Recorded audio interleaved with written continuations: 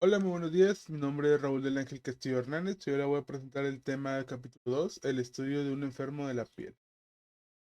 Bueno, como introducción, tenemos que cuando entra un paciente a nuestro consultorio, el clínico quizás sepa incluso antes de preguntar cuál es el problema. Algunos datos están a la vista, de modo que es bastante notorio el diagnóstico seguro. Aquí se puede hacer la presencia de lesiones en partes visibles, uso de alguna pomada, incomodidad o inquietud del enfermo, rascado, manifestaciones de una naturaleza pueden orientar al médico, a pesar de que enfrente hay un caso dermatológico. Primero se tiene que hacer una exploración física, lo primordial, y después el interrogatorio, que es tan importante como en cualquier clínica, pero en que ese contexto tiene algún lugar después del examen y con cierta orientación. Aquí vamos a tener lo que es un esquema del examen del paciente en dermatología. Que número uno, se tiene que hacer un examen de dermatosis, una topografía, dónde están las lesiones y una morfología, qué y cómo son las lesiones. El resto de la piel y anexos, pues los pelos, la uña, mucosa, ganglios linfáticos, etc. En un diagnóstico presuntivo, hay que también ver cómo tiene el paciente, cómo está, cómo se presenta. Un interrogatorio, hay que saber, hay que preguntarle qué fue lo que pasó, desde cuándo tiene tal lesión, etcétera. Un estudio completo del paciente, como médico general y como médico social. Hay que analizarlo de pies a cabeza. Siempre he pensado en eso. Laboratorio orientado, hay que saber más o menos qué tipo de laboratorio pedirle. Puede ser desde un cultivo hasta una muestra de sangre. Un diagnóstico integral, ya cuando tengamos todo lo que son ya cuando tengamos cuando ya tengamos todos los elementos en nuestra mano para saber qué tipo de enfermedad tiene el paciente y y el tratamiento, el mejor tratamiento y el manejo del paciente para su próxima recuperación. Vamos a ir explicando cada uno de estos puntos en lo largo de la presentación. Como número uno tenemos el examen de la dermatosis. Aquí tenemos que el médico debe plantearse a sí mismo tres preguntas a ver la piel enferma. ¿Dónde? ¿Qué parte está? ¿Qué es lo que es? ¿Qué es? Puede ser una simple mancha, una verruga, etcétera. ¿Y cómo está presente la lesión? En relación con las lesiones que presenta su paciente. Esto es topografía y morfología de la dermatosis. Primero, pilares que sostienen junto con la evolución y los síntomas. Esto es en caso en la dermatología. Y el edificio el diagnóstico dermatológico. En cuanto a la topografía, al ver la piel del médico puede señalar si la enfermedad está limitada a un segmento del cuerpo, que sería como una dermatosis localizada, que esté localizada en un segmento. A varios segmentos, esto se llama dermatosis diseminada. Por ejemplo, en esta imagen tenemos en el brazo, en la piel. O afecta por lo menos el 90% de la superficie cutánea. A esto se le llama dermatosis generalizada, que afecta casi el 90%. En cuanto a a su morfología, la dermatología en su primera fase es morfológica. El diagnóstico se basa primordialmente en identificar las lesiones que forman la dermatosis. El estudio de la morfología comprende dos fases.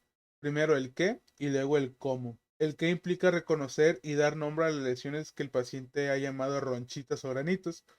Y el cómo es simplemente describirlas. En cuanto a sus lesiones dermatológicas elementales, aquí primordialmente son los signos con los que se expresan todas las enfermedades de la piel. Aquí en esta tabla podemos ver lesiones dermatológicas elementales, por ejemplo, las primitivas y las secundarias. Por ejemplo, aquí tenemos una mancha, que es el levantamiento del contenido líquido, que puede ser una vesícula, ampolla, pústula, absceso, y levantamiento del contenido sódilo, que puede ser una pápula, nódulo goma, nudosidad o roncha.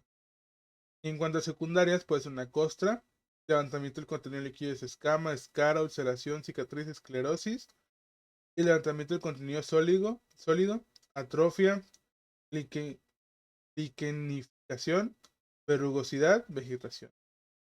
y neoformación en cuanto al.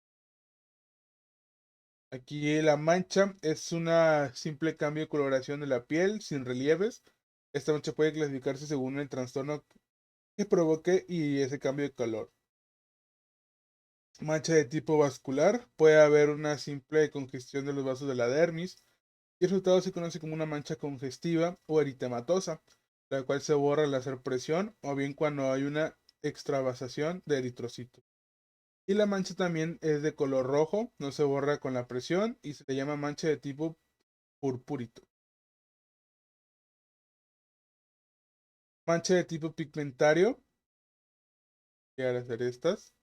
En este caso lo que varía es el pigmento de la piel, la melanina, y puede ser acrómica si falta el pigmento, hipocrómica si solo lo disminuye, y pigmentadas o hipercrómicas si aumenta el pigmento. Manchas por depósitos de pigmentos alejanos a la piel.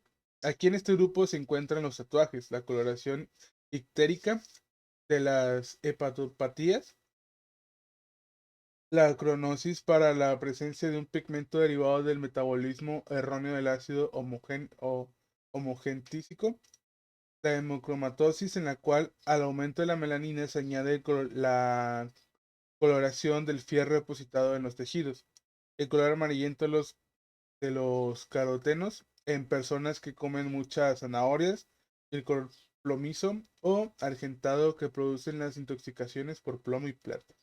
Trata de manchas artificiales. En cuanto al levantamiento del contenido líquido, aquí si este líquido es seroso se observa la vesícula y la ampolla, por tanto que si es purulento, la pústula y el absceso. En cuanto a la vesícula y ampollas, son colecciones de líquido seroso que producen en la superficie cutánea levantamientos de diferentes tamaños, de 1 a 2 o 3 milímetros. Son las vesículas y más de ese tamaño son las ampollas, bulas o flictenas, que serían estas de aquí. Las pústulas son colecciones purulentas pequeñas y superficiales. El pus se colecta siempre bajo la capa córnea o alrededor del conducto folicular en su parte epidérmica. Son unos cuantos milímetros y su ruptura no deja cicatriz, que son estas de aquí. En cuanto al levantamiento del contenido sólido, aquí se encuentra la púrpura, el nódulo, la nudosidad.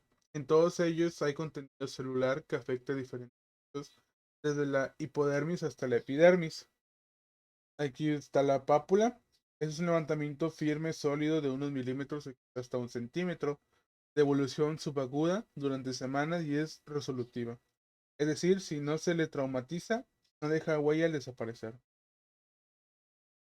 El nódulo corresponde al antiguo tubérculo. Algunos autores consideran el tubérculo y el nódulo como lesiones distintas, pero no hay razón de ello. El levantamiento es asimismo duro, sólido y firme. Bien limitado, evoluciona en meses o años y al desaparecer dejará siempre una huella. Atrofia si no se lesiona o cicatriz si es úlcera. Y acá tenemos los nódulos. Goma. Es un nódulo que se reblandece en su centro y se abre al exterior. También es de evolución crónica, siempre deja cicatriz y su estructura histológica es semejante al del nódulo, pero con un proceso superativo en su centro. La goma se presenta de esta forma. En cuanto a la nudosidad, es la lesión cuyo diagnóstico diferencial es el que más confunde. Por lo general se considera como nódulo y ello ha dejado origen a errores importantes en el diagnóstico. La nudosidad se puede aquí en esta parte. Se pueden llegar a ver aquí. Una roncha se trata de una lesión diferente a las anteriores, aunque también sólida y superficial, mal definida, de todos tamaños, y es la más fugaz de todas, pues apenas dura unas horas, desaparece sin dejar huella. Costra es un exudado que se seca al aire, produce una concreción de material sólido y da como resultado la costra. Las costras se puede llegar a ver de esta manera. La escama, cuando la capa córnea de la epidermis se desprende en bloque, se forma la escama que puede tener diversos aspectos. escarlatiniforme cuando es amplia en grandes láminas y pitiriasiforme cuando es fina y pequeña como las Pitiriasis alba. Se puede llegar a ver cómo se mira la escara. Escara es la que queda en bloque de una parte muerta necrosada de la piel que dejará una ulceración. Atrofia es adelgazamiento total o parcial de las capas de la piel. Puede haber atrofia de la epidermis o de la dermis o ambas de los anexos de la piel y el tejido celular subcutáneo. La atrofia se puede llegar a ver así. Liquenificación. Como resultado de rascado crónico, la epidermis se va engrosando y su cuadrulado se exagera. A este aspecto se le conoce como liquenificación, que se puede llegar a ver así. Esclerosis se llama así al endurecimiento parcial o total de la piel, como sucede de la esclerodermia en caso de lepra. La piel se ve adelgazada, lisa, brillante y endurecida a la palpación. Se siente acortonada, sin pliegues. Cicatriz es la reparación fibrosa de una solución de continuidad. Hay muchos tipos de cicatrices planas, hipertróficas, atróficas, queloides, que se pueden llegar a ver así. Ulceración, toda pérdida de sustancias de la piel se puede llamar ulceración. Si es superficial se le llama erosión o exulceración, como es en el caso de la ampolla que se rompe. Y si no lesiona la capa germinativa, no habrá cicatriz. Y la ulceración se puede llegar a ver así. Verrugosidad y vegetación son levantamientos de la piel de aspecto afrantuoso, amelonado. Las infestaciones son húmedas y de malolientes. Y cuando se trata de verrugosidades son secas, duras y ásperas. Por último, tenemos las neoformaciones. Se colocan en un capítulo aparte, pues pueden ser lesiones primitivas secundarias y además tienden a persistir y crecer. Esa estructura no entran en células ajenas a los tejidos formados, sino las propias células que aumentan en tamaño y no puede llegar a ver así.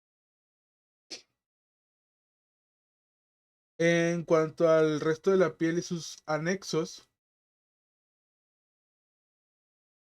aquí tenemos que asimismo el pelo y la uña pueden sufrir alteraciones importantes en algunas enfermedades como psoriasis, lichen plano, tiñas, candidiasis. La mucosa también debe revisarse.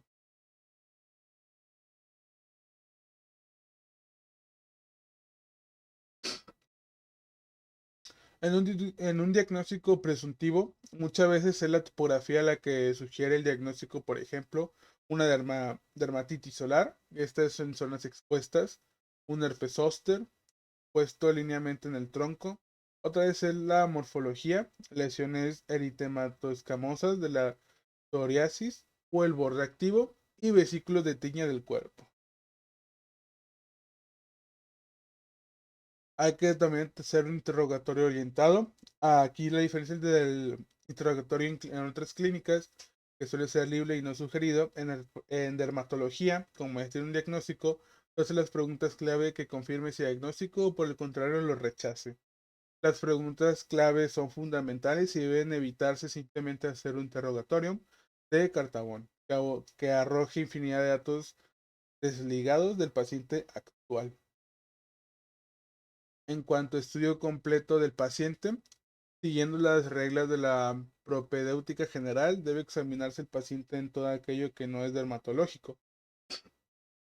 El hecho de que un enfermo acuda a consulta por alguna lesión de su piel no significa que esté libre de algún otro padecimiento. De hecho, quizá la propia dermatosis sea una exteriorización de algún problema interno importante. En cuanto a los laboratorios que se pueden llegar a pedir, con una idea diagnóstica en mente se decidirá cuáles son los estudios de laboratorio necesarios para confirmar o completar ese diagnóstico, y no simplemente ordenar exámenes de rutina, suponer que el laboratorio resolverá las dudas. Sobre todo si el clínico no cuenta con el conocimiento para indicar correctamente esos estudios.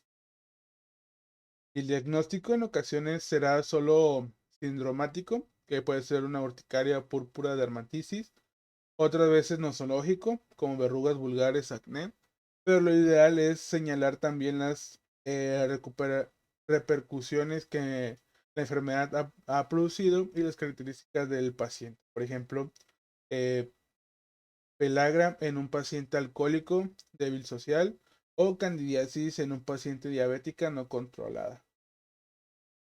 Y en cuanto a su tratamiento y manejo, el tratamiento debe ser lo más racional y orientado posible. Las explicaciones amplias y sencillas, de modo que el médico debe indicarle sin ambages qué debe hacer y qué evitar. Ahorita les voy a platicar de unos síndromes dermatológicos frecuentes, por ejemplo, la urticaria, que se caracteriza por ronchas y puede ser causada por múltiples factores como medicamentos, alimentos, emociones y agentes físicos. El prurijo es la combinación de pápulas con costras hemáticas o liquinificación, es decir, pápulas pruriginosas. Las causas de este síndrome son piquetes de insectos, sol, hematodermias.